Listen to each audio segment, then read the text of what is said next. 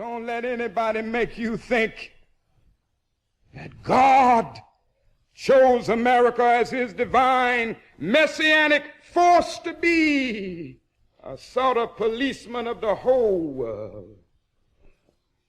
God has a way of standing before the nations with judgment, and it seems that I can hear God saying to America, you are too arrogant. And if you don't change your ways, I will rise up and break the backbone of your power.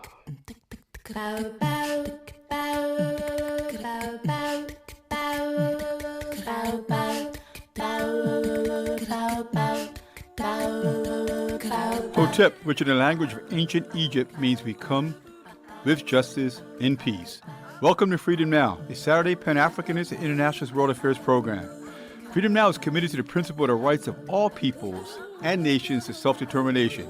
We thank you deeply for your contribution to KPFK, which permits programs like Freedom Now to stay on the air. In this era of corporate acquisition and co-optation of all dissident media, we provide the microphone, challenging their corporate and racist point of view. So stay tuned for Agenda here at Freedom Now.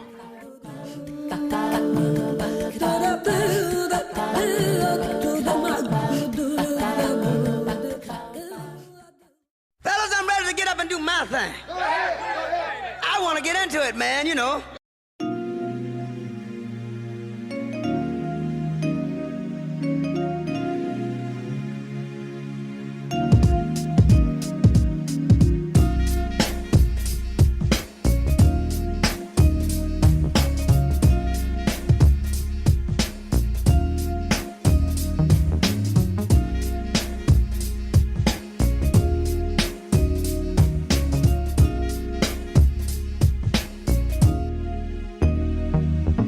Peace, hoteps, and wisdom to all of our faithful and devoted listeners out there in the radio verse. This is Brother Brandon Sankara, and I want to start things off with a thank you to all of you listeners out there who continue to support Freedom Now through this latest season of Fund Drive. You keep us on our mission and allow us to bring you our agenda for today, Saturday, December 14th, 2024.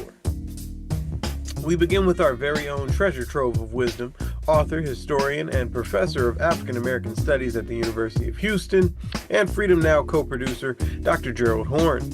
He's being joined on the line by Dave Tell, professor of communication studies at the University of Kansas in Lawrence, and author of the book, Remembering Emmett Till. Then, in the second half of our show, we'll be hearing from James A. Farquharson, author of the book African Americans in the Nigerian Civil War, 1967 to 1970. He'll be joining Dr. Horne on the line to help us continue bridging the gaps between the diaspora through the subject matter of his book.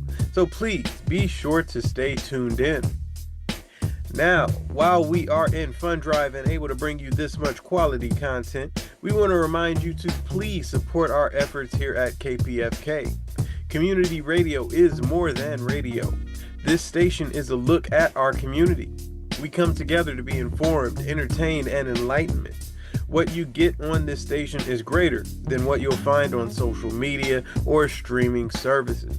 That's because this station is committed to the community first. I am Brandon Sankara. I'm here to remind you that you rely on this station for news, music, and culture. You value community radio for enhancing your town as a place you love.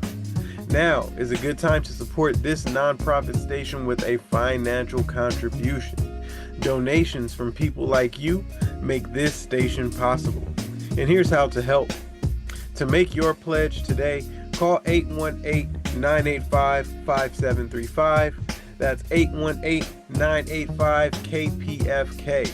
Or go online to kpfk.org and make your donation today. Now, of course, I'm going to be on the ones and twos as we pour this knowledge, making sure your mental cup runneth over with revolutionary wisdom, right here to quench your mental thirst on Freedom Now, KPFK 90.7 FM in Los Angeles, and kpfk.org, streaming live on the web. Now, to make sure we stay on a smooth ride with that cultural vibe you know and love, we'll be enjoying a musical bottom featuring Boyz II Men, Ramsey Lewis, Theo Saunders, Horace Silver, Diego Rivera, and Mike Stern. Now, people, get ready for this train to come and taking you one step closer to mental liberation, and stay tuned for an interview with Dr. Gerald Horne and Professor Dave Till.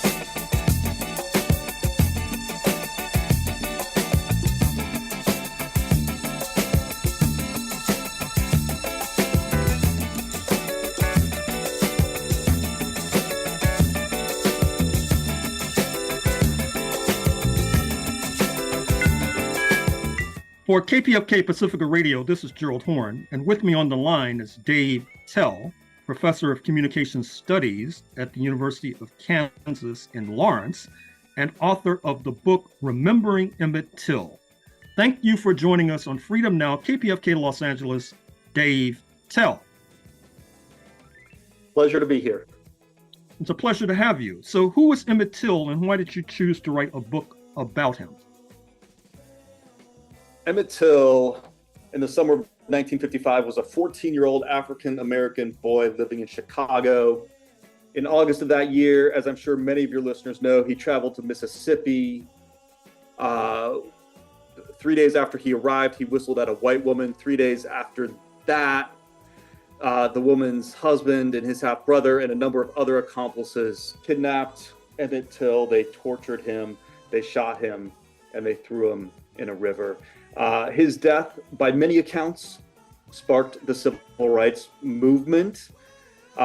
Here's why I got involved. One fact, seldom known, that I think is one of the most important facts about Emmett Till. Here it is. If you start on the day Till was killed on August 28, 1955, you have to count 49 years and 11 months before the state of Mississippi dropped a single dollar on Emmett Till commemoration, right? This is a brutal story, a story that sparked the civil rights movement, but it's also a story that for 50 years, the state of Mississippi tried to keep under wraps. And that didn't seem right to me. And that's how I got into the story, is beginning to look at what happened 50 years later to begin to pull this story out of the depths of history and into the light of day. Now, with regard to the whistle, I understand. I've heard in other accounts that he might have had a speech impediment. Have you heard that story?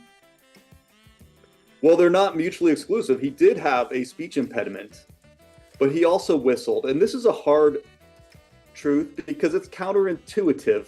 Sometimes it seems like by saying that Till whistled, it's a form of victim blaming by trying to say he deserved what he got. And I just want to say as clearly as possible, none of that is true.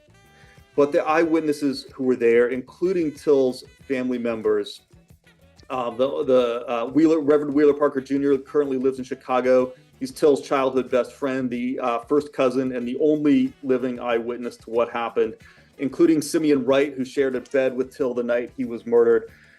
Simeon and Reverend Parker insist that although it's an uncomfortable truth, that Till just whistled. And part of being honest about history is being honest about history. So what do you mean about the ecology of memory? It's a great phrase. Ecology is a word I use to stress the interconnectedness of things that don't always seem like they're connected to each other. So the classic use of ecology is the idea that, we burn oil in our cars, it shrinks the ozone and has an impact on the forests across the world. When I use the phrase ecology of memory, I'm trying to say that race and memory shape every facet of our lives, that you cannot confine the story of Emmett Till to like the history books, that it's not just a story you learn about history, but that the Till story and racism in particular shape every facet of our lives, even things that we don't expect it would shape. The story of Till shows up there. Mm-hmm. Now, apparently a vandalized sign on the Tallahatchie River plays a role in your pages. How so? Yeah, so as I told you, 50 years of silence. After 50 years, a group of 18 citizens in Tallahatchie County, Mississippi, that's the county where the trial was held. 18 citizens, 9 of them white, 9 of them black. In 2005, they got together and decided that 50 years of silence was intolerable. And so they organized and they fundraised and they spent $12,000 of Morgan Freeman's money to do something that had never been done before. They started telling Till's story on the landscape where it happened. And for this group of 18 people, that meant putting up signs in the places in Tallahatchie County where the Till story happened. Okay, and you know what happened next is vandalism, right? The sign was up for a few weeks before it was stolen and thrown in the river with the same spot where Till's body was pulled out from the river. Subsequent signs were painted with the letters KKK. They were defaced with acid. They were pulled out of the ground with trucks. And in the most dramatic case, the sign that marked the site where Till's body was pulled from the water was filled with 317 separate bullet holes. In 2014, I got an invitation to come down to the Mississippi Delta to join the family and a nonprofit that's working in the Delta on their quest to tell the Till story in the context of vandalism. And so we came up over the last, it's been a decade now of working with the family and the nonprofit. And over the years, we've done a number of different things, but we've created a smartphone app that tells the story of Emmett Till in a relatively vandal-proof way. We've taken the bullet-filled signs. We put one of them in the Smithsonian. Another one is touring the country. Just last year, President Biden created a national Emmett Till National Park, making the site of vandalism. It's now a federal crime if that site gets vandalized again. And we put up a bulletproof sign. So a lot of my work over the last decade has centered around how do we tell the story in a context of both silence when it's hard to tell it, and in the context of vandalism when signs get shot. Now, what role does the Freedom of Information Act play in your being able to tell this story? And what is the Freedom of Information Act? So the Freedom of Information Act, or FOIA, is simply a government device where you can go online and within 5 minutes, you can submit a request for documents that have gradually been made unclassified by various government entities over the years. As I was writing my book, I submitted dozens of these FOIA requests, and a lot of what I know and what I write about, I was able to write about through the FOIA system.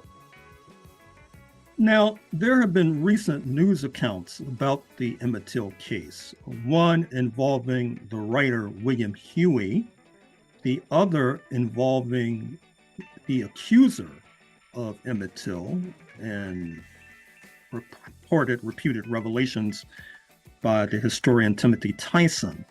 Could you speak to us about those recent journalistic accounts? Sure, let's take Huey first. So here's what you need to know. Here's the bottom line about William Bradford Huey. He published an account of the murder in the January 1956 issue of Look magazine, and it is, without question, the single most influential account of the murder in the 20th century. Like, it is difficult to overstate the influence of that article. For example, if you're, I'm in my 40s, but if you're in your 30s, 40s, 50s, I bet you learned your civil rights history through a 1987 documentary called Eyes on the Prize. Okay, do you remember who narrated the Till segment of Eyes on the Prize? It was William Bradford Huey. Like, his voice and his account got broadcast. And there's reasons for that I could go into, but his account got broadcast around the country. But it's not only the most influential account, it's also the most misleading account. Here's why. Because Huey showed up a month after the trial. He drove straight to the lawyer's offices. He put a bottle of whiskey on the table. I'm not making this up. And he said, "I will pay you for your account."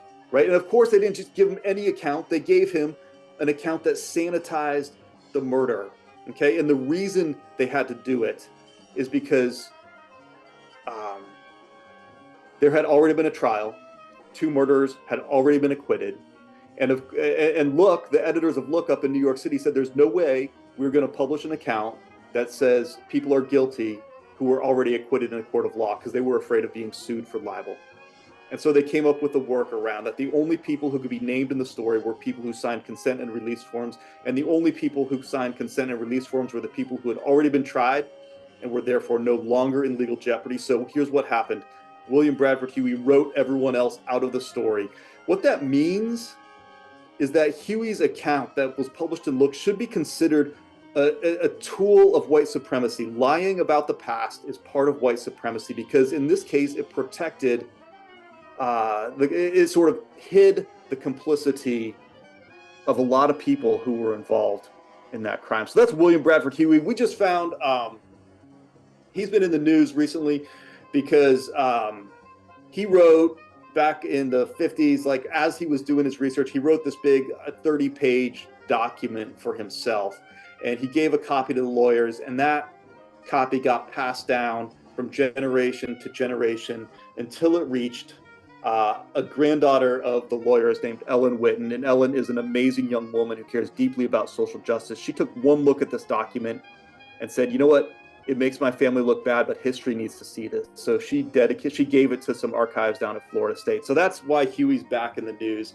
If you're interested, you can go look at that. It's publicly available on the Florida State website. You can go dig around and find that. I would just remind you that you are reading the words of the person who's done more to obscure the truth of Emmett Till than anyone else, probably in history. So that's William Bradford Huey. Tim Tyson is a murkier case. You know, he's a professor at Duke. He published in 2017 a book called The Blood of Emmett Till. In the first paragraph of that book, Tim Tyson makes the claim that he was having pie with Carolyn Bryant. That's the woman at whom Till whistled, and whom in court Carolyn Bryant said accused Emmett Till of propositioning her and assaulting her. And in the first paragraph of Tyson's book, he quotes Carolyn Bryant as saying, that part is not true. Like, none of that actually happened, what I said in court. And of course, on the strength of that first paragraph, and of that first paragraph alone, the blood of Emmett Till took the world by storm. It was like it took the family by storm. They were deeply moved to hear that Carolyn Bryant had finally said out loud what they knew all along to be true. But then, heartbreak of heartbreaks, people start digging into Tyson's account, and it seems like, and here I'll just quote the FBI. The FBI concluded that Tyson's account was not trustworthy. He could not document it. Other people who were supposedly in the room said it didn't happen. Carolyn Bryant said she never confessed. And the real kicker for me is the FBI also subpoenaed and then released Carolyn Bryant's memoir. And in the memoir that she was writing at the same time she was talking to Dr. Tyson, in the memoir, she is anything but apologetic. In fact, she says, and this is hard to believe, but she actually says that she was a victim of this whole thing. And so, given all the evidence, the FBI concluded that there was likely actually no admission by Carolyn Bryant.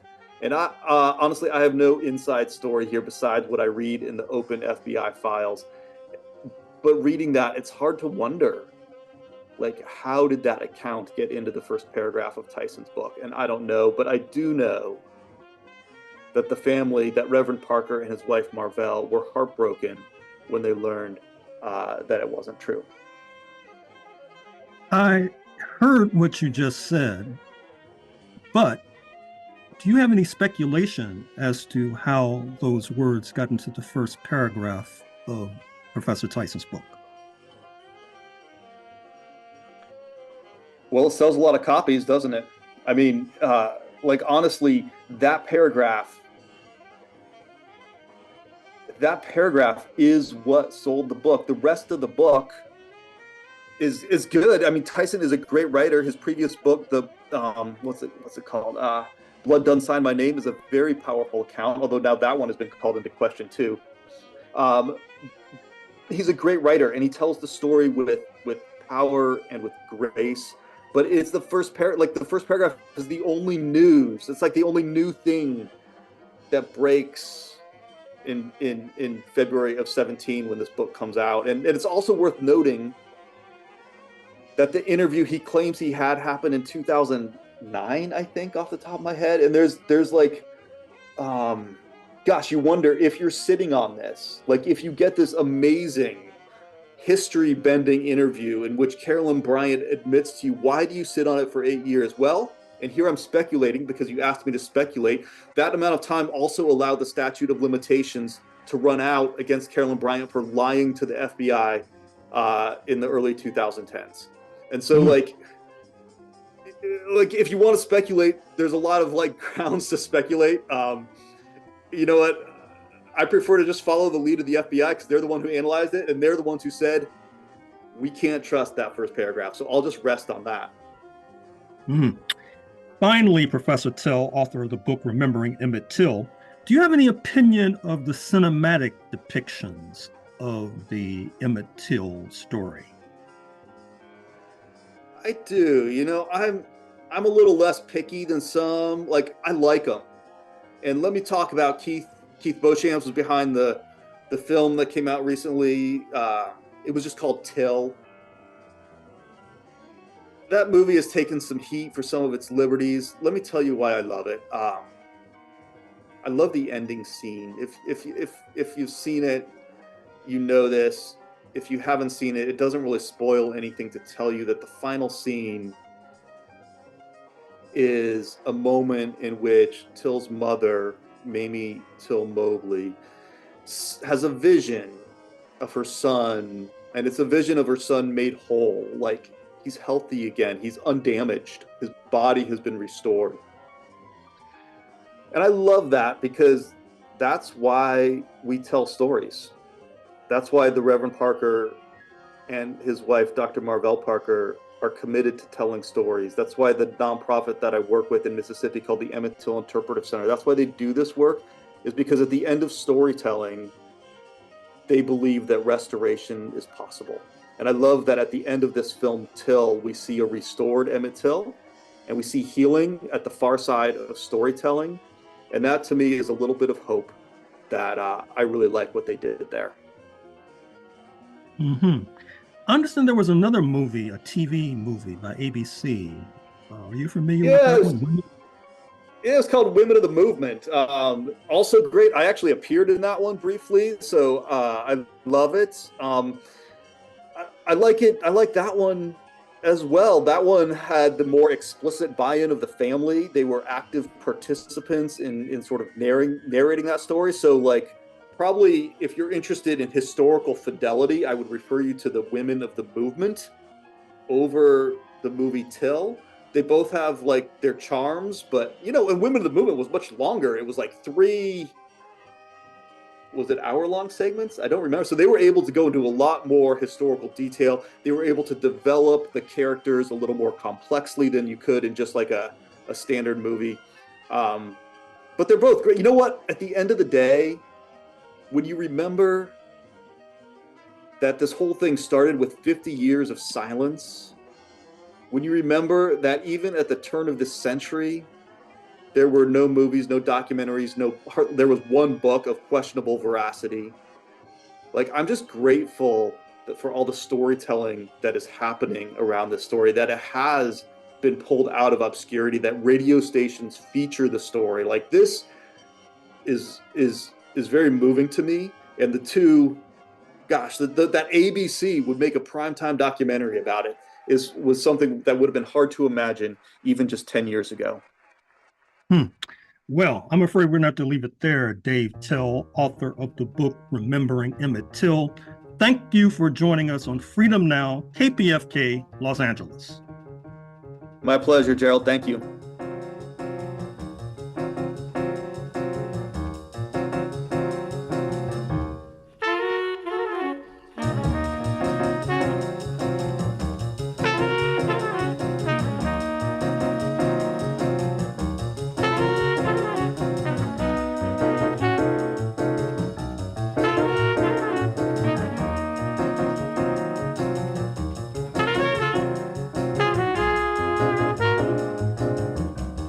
This is KPFK 90.7 FM Los Angeles, 98.7 FM Santa Barbara, and for the world at www.kpfk.org. My name is Maggie Lepeak. I'm Gary Baca. And we're here to talk to you for a few minutes about a project we have going. It is the Transmitter Repair Fund in our December fund drive. Now, due to years of deferred maintenance at our transmitter site, we have been operating at only half the power. But now we have an exciting opportunity to amplify our impact, literally. We are ready to increase the power of our station, allowing us to reach more listeners, improve broadcast quality, and connect with communities that need our message. However, we can't do it without you. Please support the Transmitter Repair Fund in our December fund drive by calling 818-985-5735, option 2. Gary, what's that number again? 818-985-5735, 818-985-KPFK, option 2. Or pledge online anytime at kpfk.org. Any additional funds raised for this project will support our daily operations, including resuming regular maintenance at our transmitter site. Now here's something special, Gary, so get ready. Drum roll, please. John Densmore, legendary drummer and founding member of The Doors, and a wonderful friend to this radio station, has donated $5,000. That's 5 G's. Whoa. To our Transmitter Repair Fund.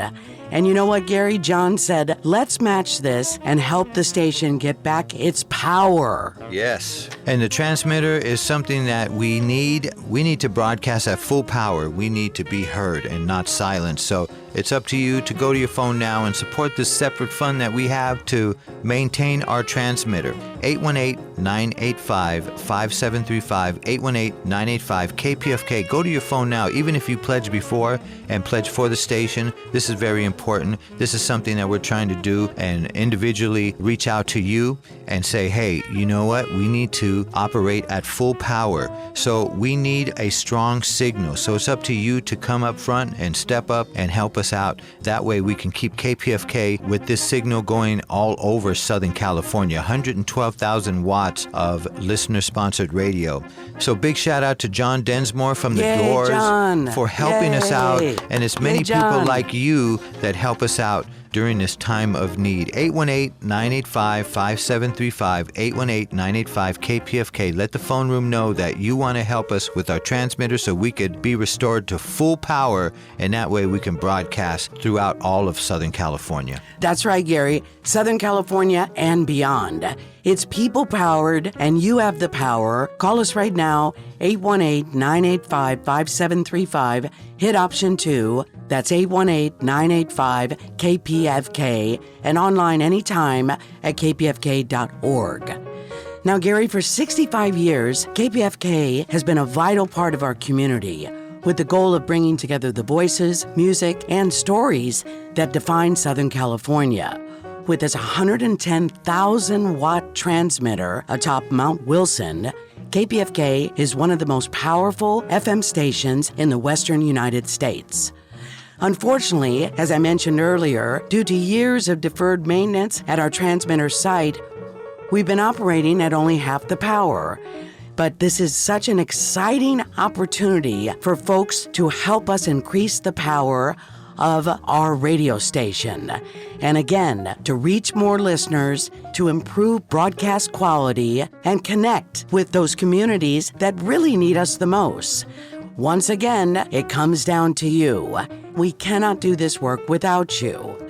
Increasing the station's power requires new power supplies for the transmitter, replacing the ice shields for the antenna, upgrading the cooling system for the control building, and adding a new dry line dehydrator unit. The total cost of this project is $20,000, and we're asking for your help to make this a reality.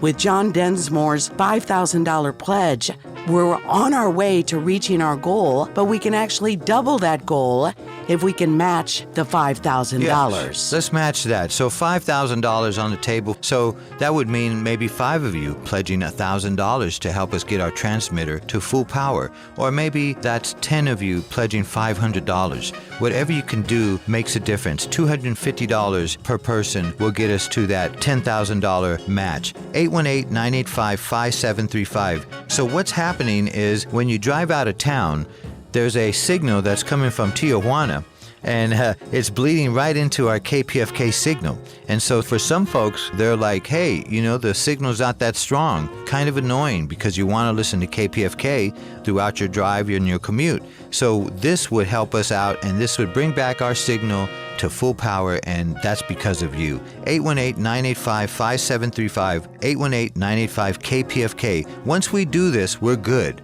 This is one of the last things on our list that we need to fix. And as we change as a radio station, we're going to make sure that we give you the programming that you need and love, and you'll want to hear it with this full signal. 818-985-5735, 818-985-KPFK. 818-985-5735. Press option 2 to donate. Your gift of any size brings us closer to realizing this dream.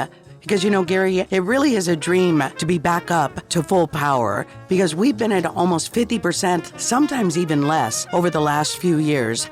So there's so many areas of Southern California that have been missing us. You can make this dream a reality. Together, we can ensure that KPFK continues to inspire, inform, and uplift more people than ever before. Join us in powering up for the future. Power to the people.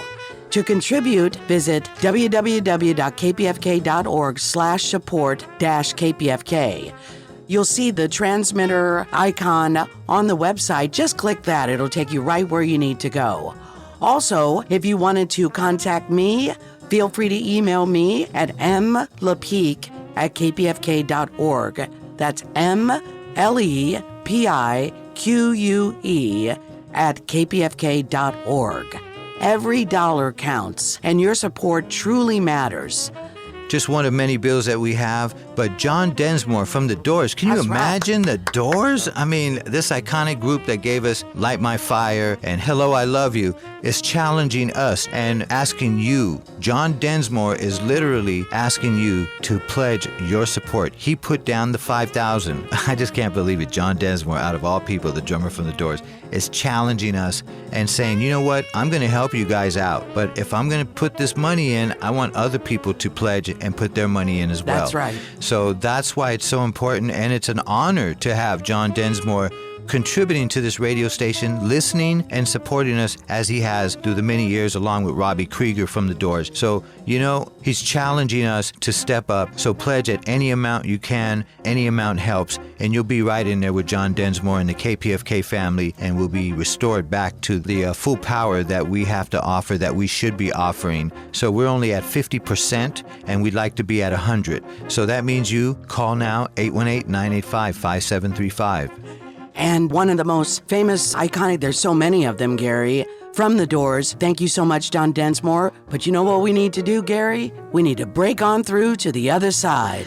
Let's do it. Show your support. Call us right now. It's people-powered. You have the power. 818-985-5735. Hit option 2. That's 818-985-KPFK. And online anytime at kpfk.org. Thank you, Gary. Thank you, Maggie. And thank you to our listeners and the people pledging and calling in now. 818-985-5735. Don't forget, people-powered independent radio. Call the number now so we can be restored back to full power. You got the power. Thank you so much, and let's make this happen together. Happy holidays, everyone.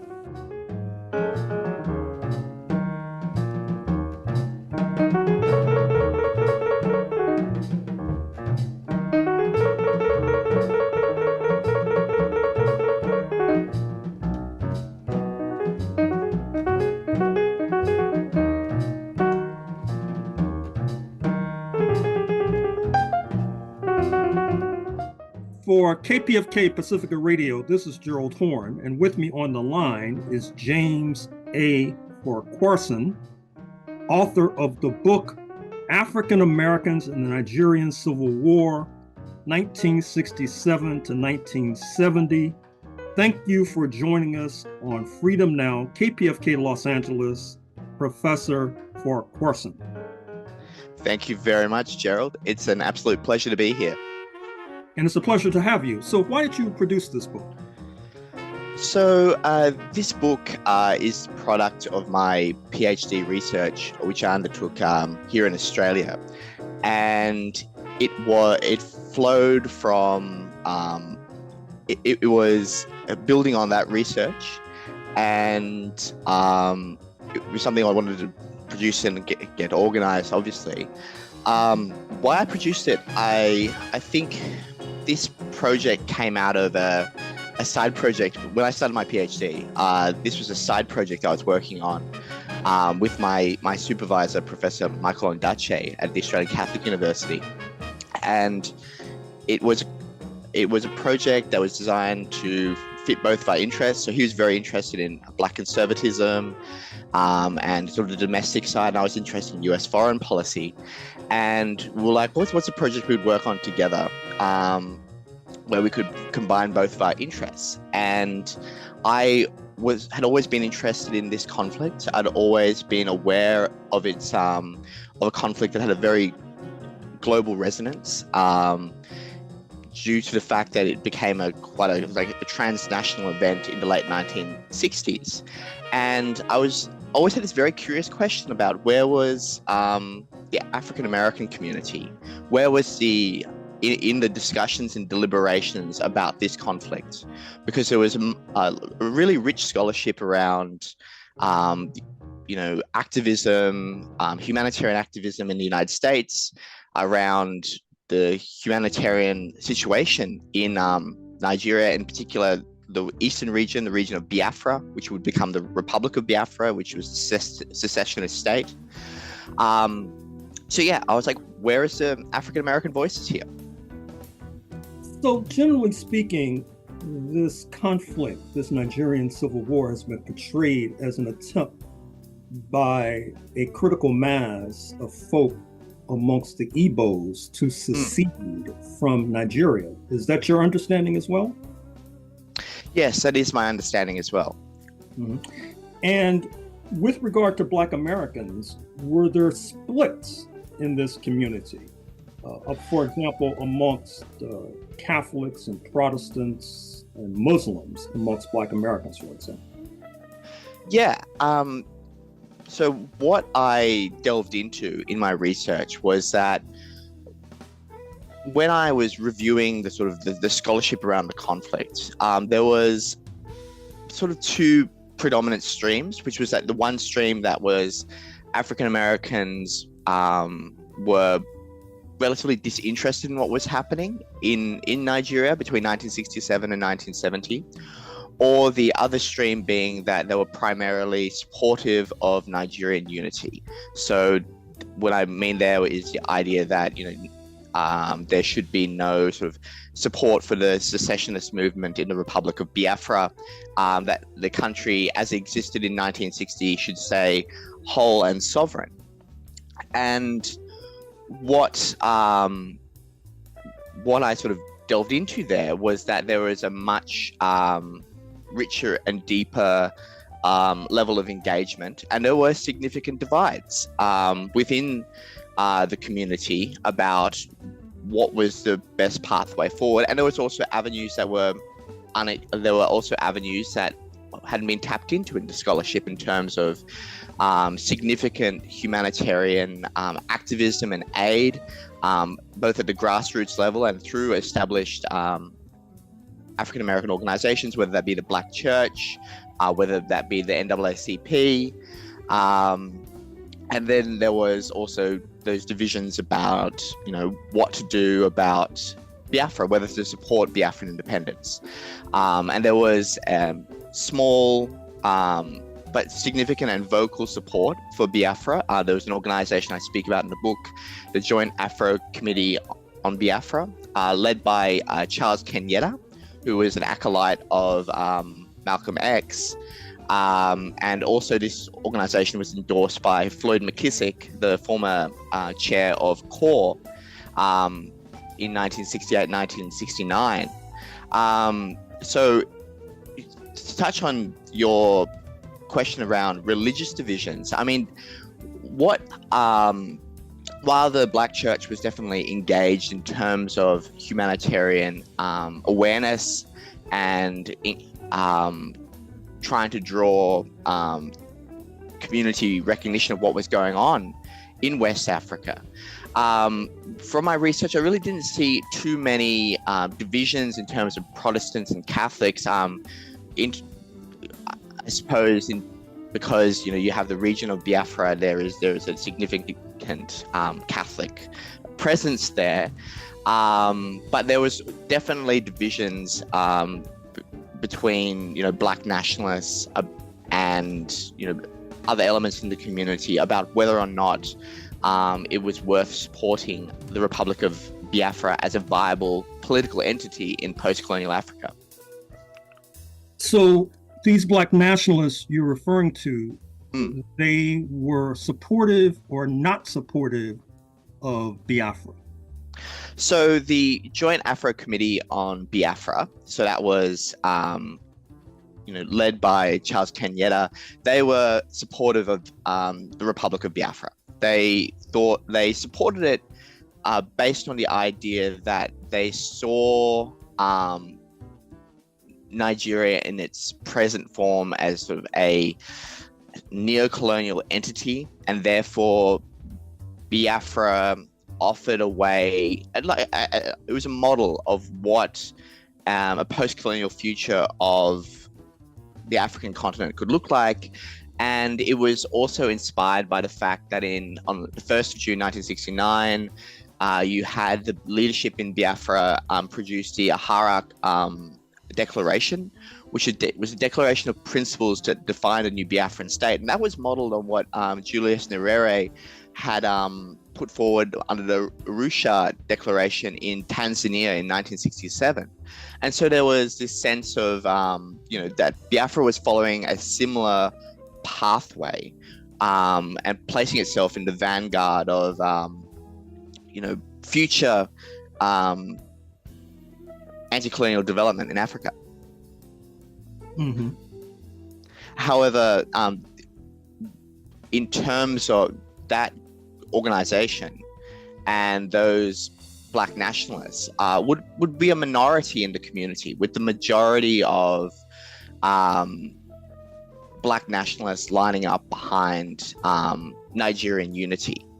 And so what you see there is that there's actually even splits among Black nationalists about whether or not to support the Republic of Biafra in its conflict with the Nigerian federal government. Mm-hmm. Mm-hmm. You mentioned the NAACP. What was their general position, and were there splits within that organization? It's a great question. So the NAACP was broadly supportive of maintaining Nigerian unity. They were deeply alarmed by the outbreak of civil unrest in Nigeria in 1966, when you had a series of military coups which precipitated the civil war. How their position remained one that endorsed some type of peaceful reconciliation between the Nigerian federal government and Biafra. So to give an example of that, so the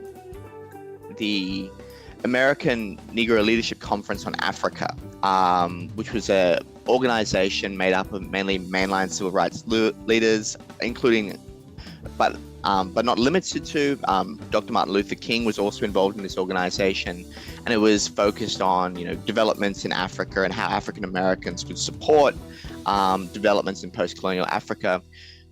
The leadership of that committee throughout 1967 and 1968 were involved in trying to seek a mediated solution between the Biafran leadership and the Nigerian federal government, and trying to reconcile the two sides in the conflict.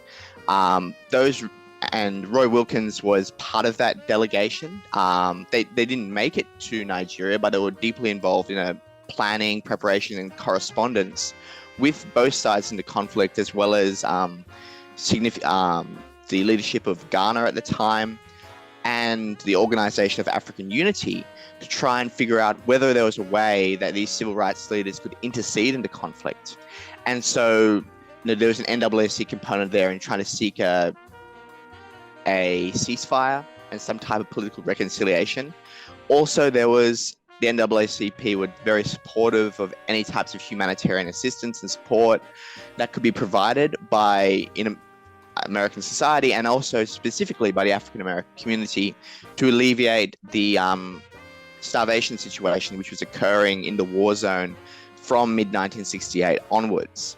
So there was two strands there: a piece for the NAACP, a peaceful settlement, humanitarian assistance, but also the maintenance of Nigeria as a single entity and the reconciliation of the eastern region, the Republic of Biafra, with the rest of Nigeria.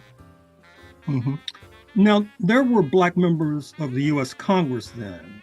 Foremost amongst them, in terms of focus on Africa, was the late Congressman Charles Diggs of Detroit.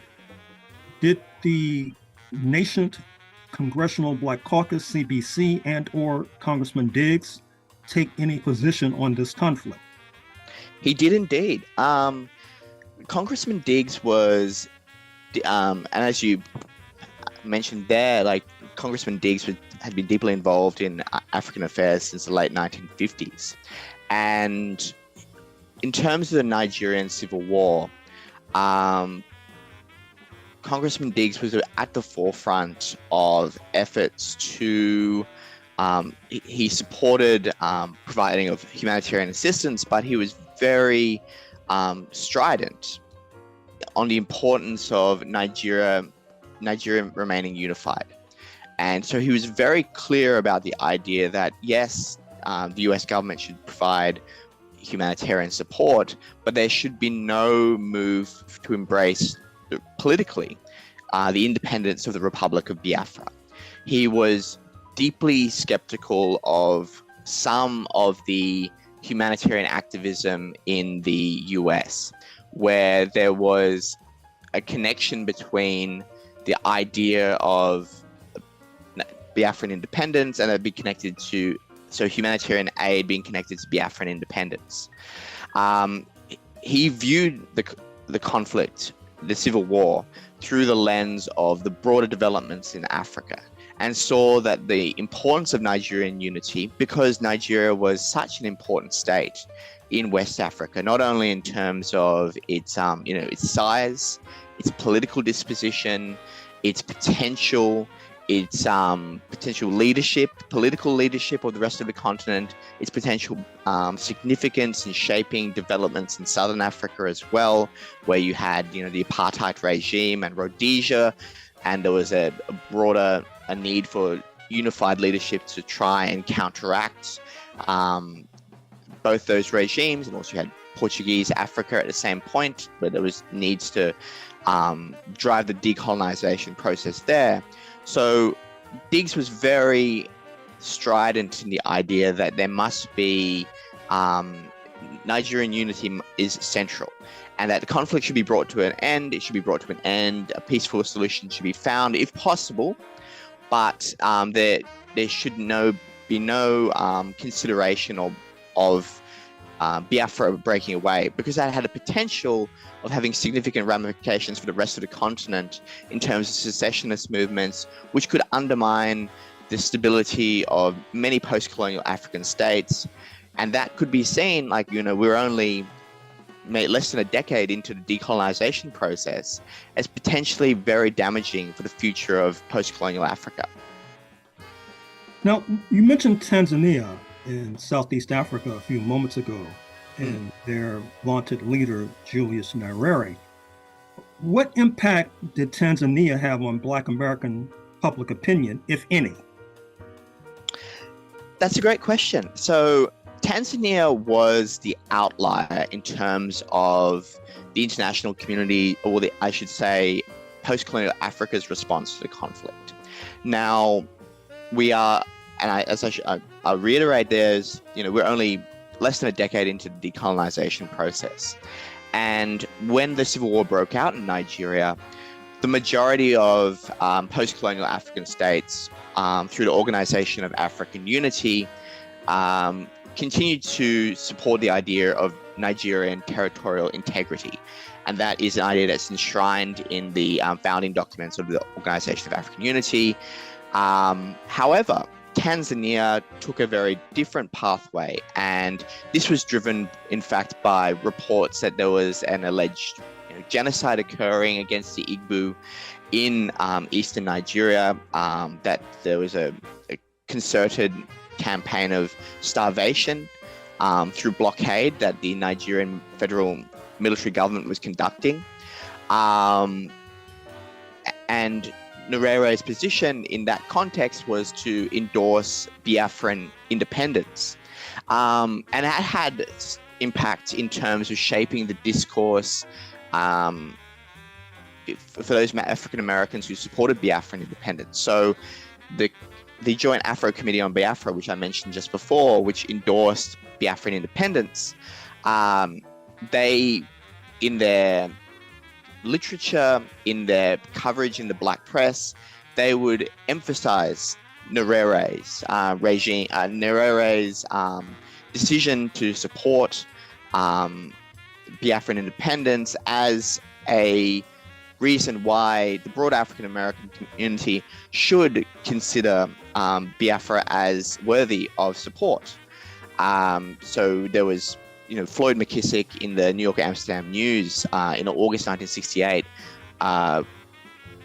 released a series of articles in favor of Biafran independence, and it was modeled, his justification was modeled along the justification that Nyerere used to try and drum up support for Biafra. And it interlinked with the idea that if Tanzania was this progressive model of what the future of Africa could look like, so was Biafra. And therefore, it was worthy of supporting in the broader African American community. Mm-hmm. Finally, Professor Farquharson, author of the book African Americans in the Nigerian Civil War, 1967 to 1970. Today, there is a substantial population of U.S. nationals of Nigerian ancestry. I take it that during the course of the Civil War, and by the way, as the audience might have inferred thus far, the secession did not succeed.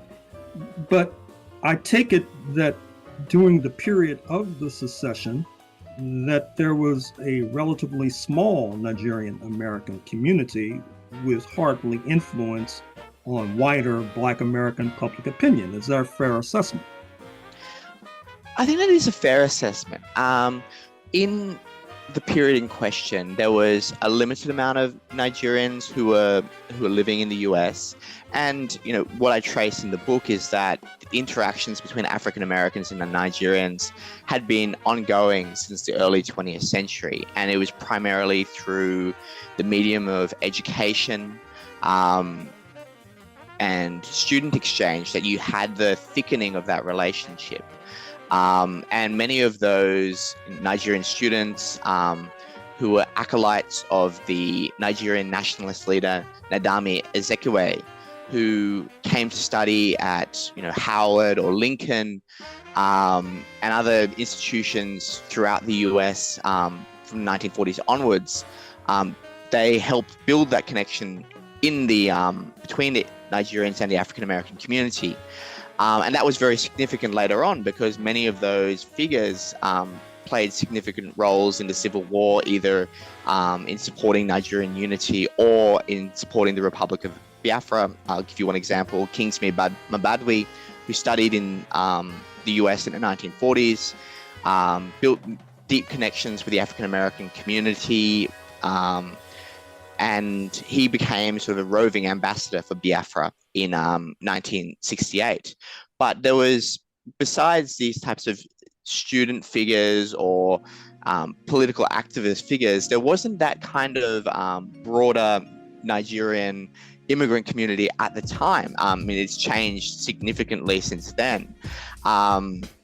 So yeah, it didn't really have that impact in shaping the war at that point in time. But although it should be said that there were Nigerian students living in the US, following in the tradition of Ezekwe, studying and gaining their education in the US throughout the Civil War. And they took advantage of the black press to try and articulate their points of view, to sharing their experiences of the conflict. And they used the black press as a key organ to try and articulating their views one way or the other throughout the conflict. So they were following a tradition that, going back to the 1930s and 40s of Nigerian nationalists in the US, of using the African American community to articulate their concerns and raise awareness about the situation in West Africa. Well, I'm afraid we're going to have to leave it there. James A. Farquharson, author of the book African Americans in the Nigerian Civil War, 1967 to 1970. Thank you for joining us on Freedom Now, KPFK, Los Angeles. Thank you very much, Gerald. It was an absolute pleasure.